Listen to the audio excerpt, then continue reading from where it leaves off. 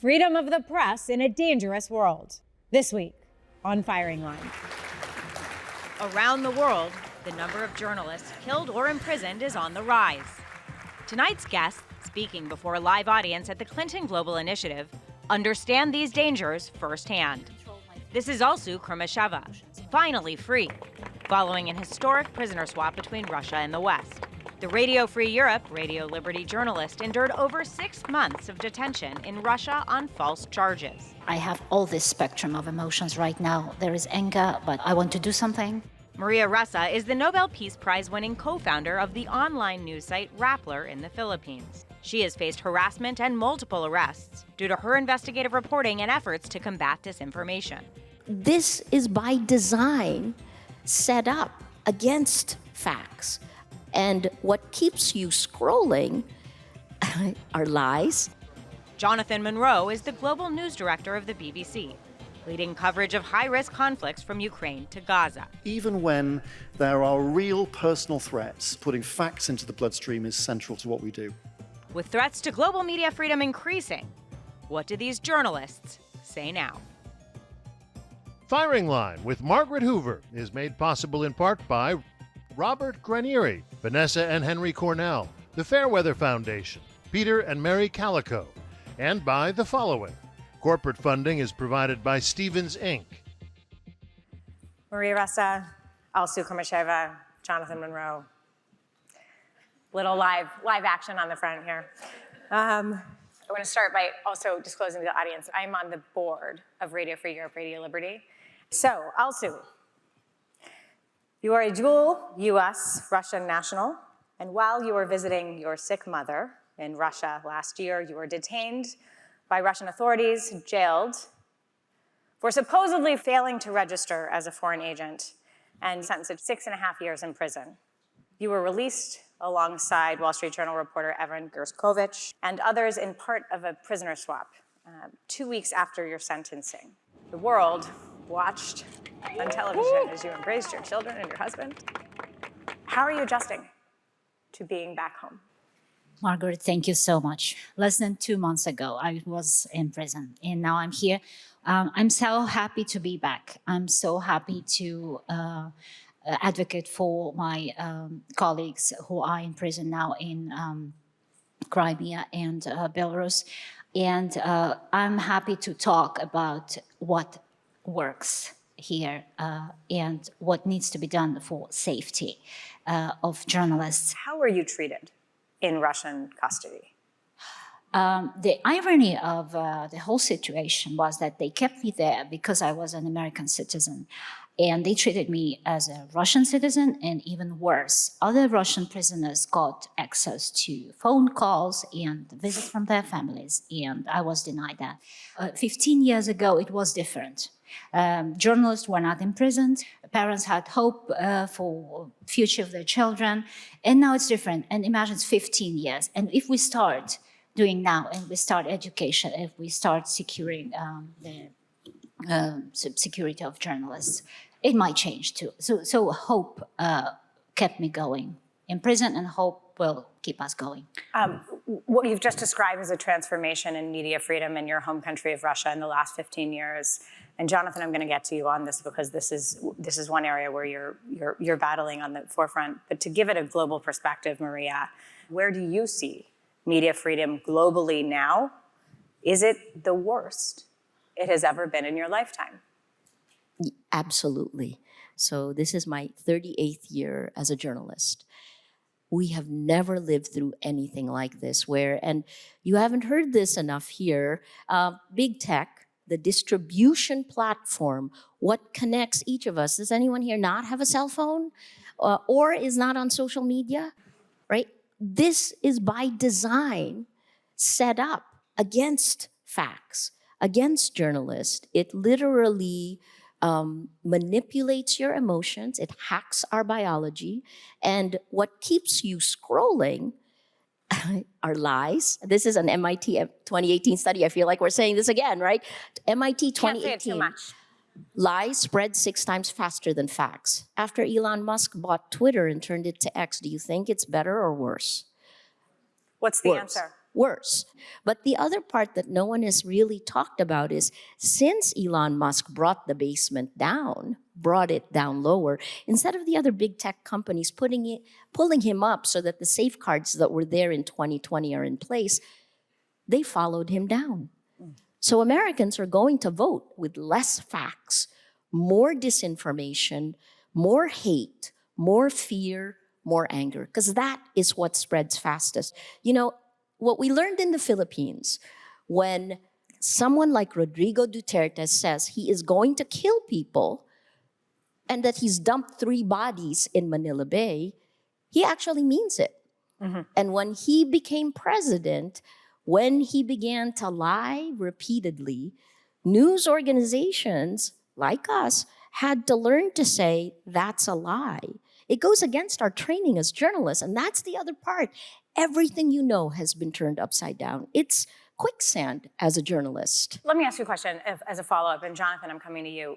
Last time I saw you, you were on book tour in the United States, and many people of authority were concerned that you were returning to the Philippines because they were persuaded, with very good reason, that you would face a 100-year jail sentence, you would spend the rest of your life in prison. You have now said that Duterte, I'm paraphrasing, under Duterte, life was like hell, and now under Marcos, you've moved to purgatory. Is that a silver lining? What happened? We now have a president, and this is the irony, the only son and namesake of our former dictator, Ferdinand Marcos, who was ousted in a people power revolt in 1986, right? He's now president. He became president in 2022 in May. He cares what the rest of the world thinks. He's educated in the West. He has to face China, as does the rest of the world, right? But look, it can get better, but here's what I saw happen in my country. History changed in front of our eyes to elect President Marcos. Those information operations to change the name Marcos from the kleptocrat who stole $10 billion in 1986. In 2014, the meta-narrative that was seeded for Marcos was the greatest leader the Philippines has ever known. You know, Milan Kundera said, the struggle of man against power is the struggle of memory against forgetting. Social media is not about one post alone. It's not about content. It's about saying a lie 1,000,000 times and making it a fact. So we watched our history change and we elected President Marcos. And he did bring us to purgatory, so thank you. Jonathan, you're the global news director of the BBC. You have journalists operating war zones, dictatorships, authoritarian regimes around the world with media freedom shrinking.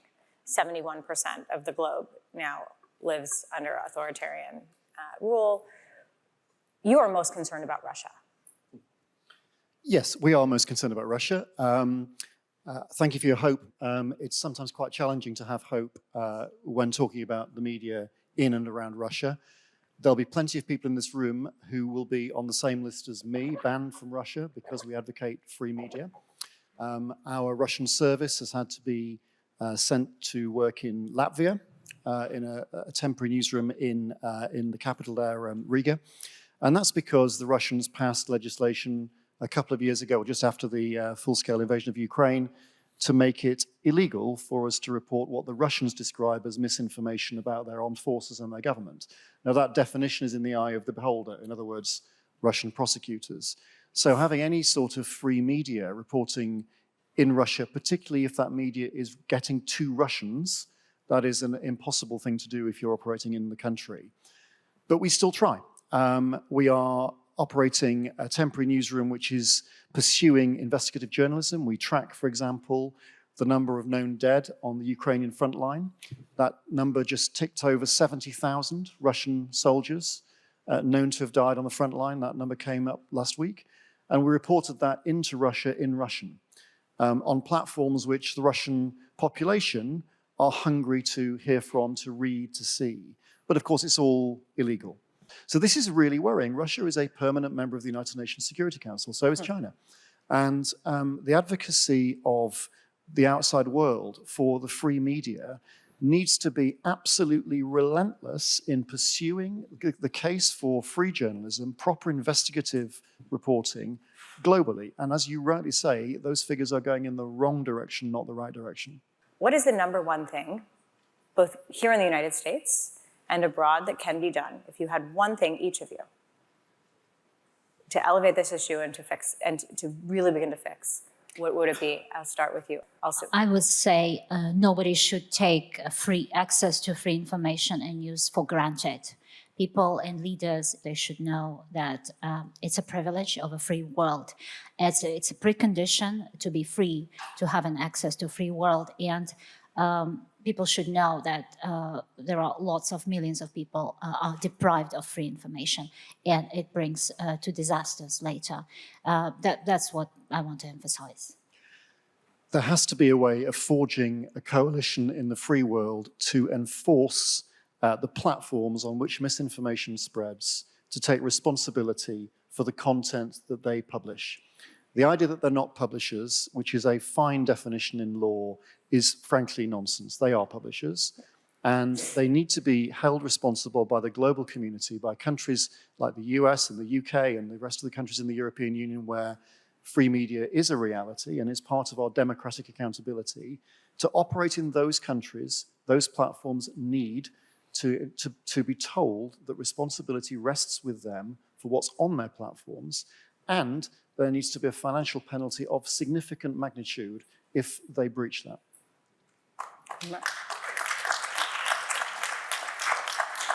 You know, it sounds so much better with a British accent. But let me take that forward and move it, right? Social media and now generative AI, the technology that is ruining our lives, is running our lives, is not based on facts, none of it. I've had several deep fakes now. The first one was done by a Russian scam network. explain it. A deep fake is generative AI created. It looks like you, sounds like you, but isn't you, right? You've seen some of these things already. My first one was soon after OpenAI rolled out ChatGPT, and it came from Russia. We traced it. It was a Russian scam network, and I was selling crypto. This is the biggest opportunity I've seen in my entire life to make a big fortune quickly. I don't If sell only. crypto, right? But I had CFOs and CTOs and CEOs calling me from the Philippines saying, "Tell us about this." No. So deepfake, you know about the Hong Kong company where he was, the guy, the treasurer was on a Zoom call with 4 different people, and they told him to wire $25 million from Hong Kong to London. Every single one of the 4 on the Zoom call were deep fakes, and they lost $25 million, right? So I think the first is, definitely these tech companies, and a lot of them are they're American, Silicon Valley driven, and TikTok. It's funny that America took action against TikTok, but not against the original sins, right? Because this is part of the reason 71% of the world is electing illiberal leaders democratically, is because they believe it. And yet you support the TikTok legislation? I support anything that holds the platforms accountable, right? I have been saying this because that's the medium term. This is not a free speech issue. If you think it's a free speech issue, most of the time that probably comes from a tech lobby. 4 out of 10 Americans now get their information from social media. So where you get your information determines how you see the world, how you feel, and how you act, meaning how you vote, right? When will these tech companies take responsibility for that? So I believe in that. And then the other part is I'm tired of begging for facts, of begging the big tech companies, who, by the way, are making $300 billion a year. $300 billion, not million. 1% to news organizations would help. But, if they were to do that and restore facts, then we would stop being manipulated. Because guess what? It's not just the people who want to make money here or who want power here. It's China, Iran, Russia, and the information warfare that Americans are being subjected to. And it is off the scale right now. So the last thing I would add is news organizations in the Global South need help in this time period, i.e., money. News organizations are not going to survive this. Women are not going to survive this, whether you're a journalist, an activist, or a leader, or a politician. We are under attack. Sorry. It's Jonathan. Also, perhaps you'll want to comment on this. You know, it sounds like what your solution then is in the legislative bodies of Western nations to legislate or to form some kind of guardrails. I think that's right, but let's be clear, we believe in free speech. We're not trying to legislate away from free speech. Quite the contrary. We believe in opinions, we believe in scrutiny, we believe in open access to media. But when you have a situation as we had in the UK this summer, where there are a significant number of riots around towns in England because of a false claim on one social media platform that it was an asylum seeker who had caused the death of some children when he was not an asylum seeker. X. He had no connection with the asylum process at all, but that triggered a significant amount of damage and injury across a significant number of communities. That is not free speech. That's just untrue. And so legislators need to work on how enforceable a new regime would be. And you know what? I think that the vast majority of people who consume social media would support that if it's done well, because nobody wants to be looking at their phone not knowing whether they can trust what they're reading or not. But this is becoming an urgent problem. This is no longer a problem that's 10 years away. This is a problem that's happening right now. Also, the organization to which you belong, Radio Free Europe, Radio Liberty, unlike broadcasting in Western democracies, has a deep and rich tradition of broadcasting behind the Iron Curtain, and even today, broadcasts and operates in 23 countries in 27 languages, mostly in Central Asia and in places where there is decidedly shrinking media freedom. And it's dangerous. My colleagues are under danger constantly. We deliver news and information to the countries where people don't have access to news and information and independent news and information. And we journalists, we rely on institutions, on legislations of the free world. Any detained journalist should be designated wrongfully detained immediately by not only by the United States, but all other free countries. And an attack on any journalist in any country is a personal attack, professional attack on all of us. This is how we consider it, this is how we see it. And when journalists are wrongfully detained, we rely on free world to release journalists and to help them later. I would be remiss not to mention your colleagues in prison now, Andrei Korsnichuk in Belarus, and also in Russian-occupied Crimea, Vlad Yesipinko has been in prison for multiple years. What is your message to us in the free world, to your colleagues who are in prison? What can help them, and how do we expedite their releases? I can share what helped me. I knew I had such a tremendous support, and when I was released, I realized that I knew only 10% of that. And when I came back, I was left speechless at the scale of the campaign. We can continue doing so for my colleagues too, and they will get that information. One way or another, they will know that we support them, that we remember about them, and we are trying our best to help them to be free. Can I just add that I think it's also families. In the case, for example, of the Iranian authorities who persecute the families of people working on Persian language media, including BBC Persian. BBC Persian operates out of London because there's simply no way of doing it in Iran. But their families, their extended families, are routinely interrogated by the police and security forces in Iran. It's an outrage.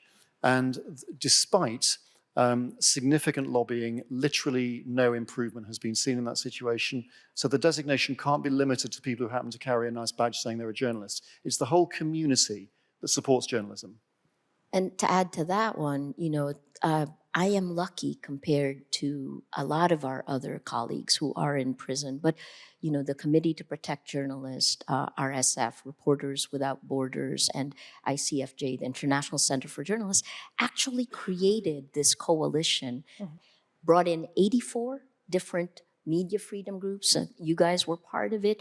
You know, this helped. I don't know if I would be here in front of you if we didn't have that kind of help. And it is both before you go to jail, during, and then I think the other part, we were talking about this backstage, right?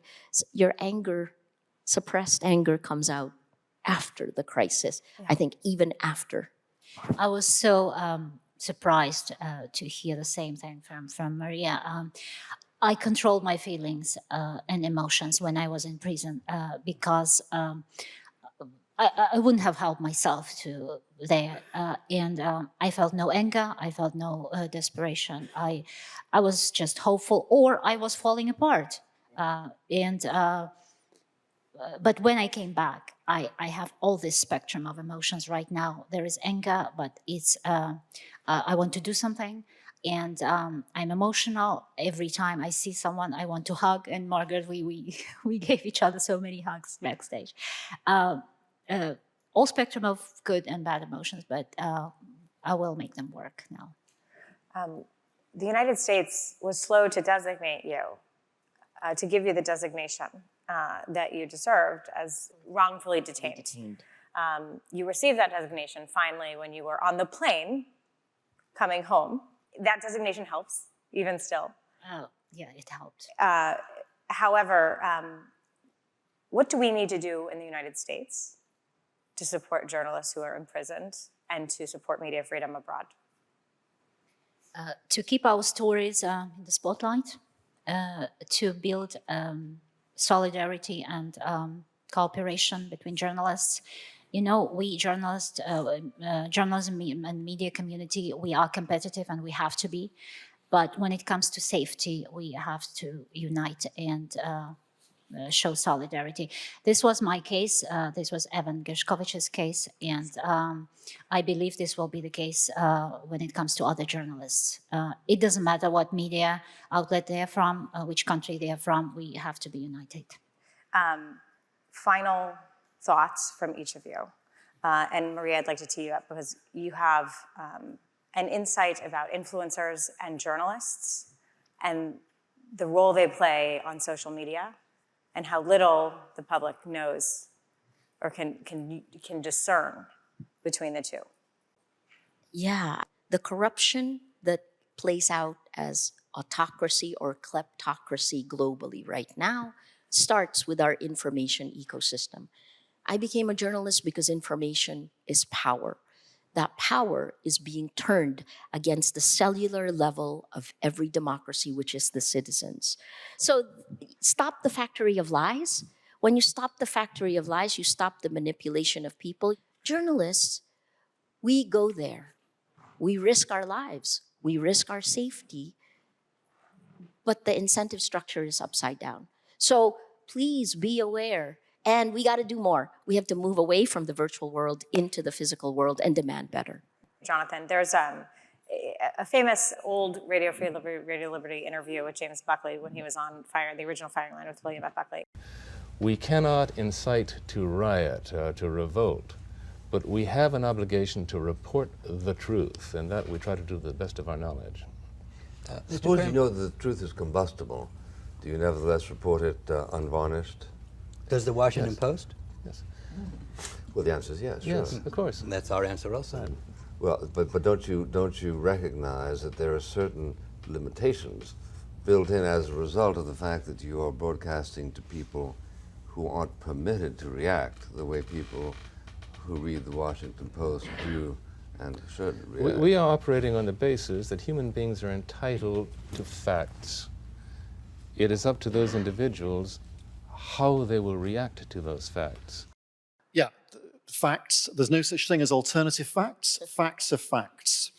But as Alice said earlier, and I think it's really important that we hold on to this, there is hope, right? We work in an industry, a trade, which is crucial to the DNA of the wider world. And facts are part of that. The distribution of facts, the challenging of things that are not factual, the labeling of things that are deliberately put out there, despite the fact that they're not true, that is very important. We've also got to hold our nerve. We've got to be willing, keen, eager to scrutinize, to call people to account, to make ourselves unpopular with governments and authorities around the world. And in the words of George Orwell, to capitalize on the liberty we've got by telling people things they don't want to hear. If we pull back from that mission, we will be failing ourselves. So however hard that is, however difficult and challenging that can be, even when there are real personal threats, organizations like the BBC and others who are represented in this room and on this stage, we are there to support that, and putting facts into the bloodstream is central to what we do.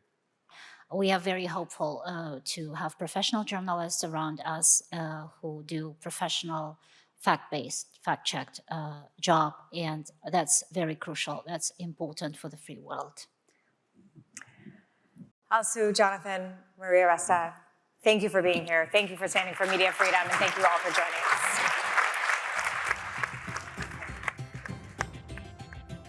Firing Line with Margaret Hoover is made possible in part by Robert Granieri, Vanessa and Henry Cornell, the Fairweather Foundation, Peter and Mary Calico, and by the following.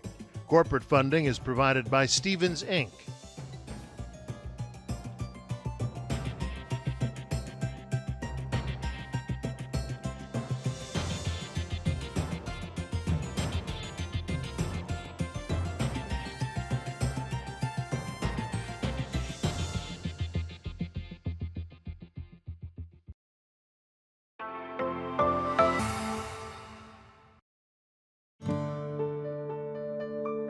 You're watching PBS.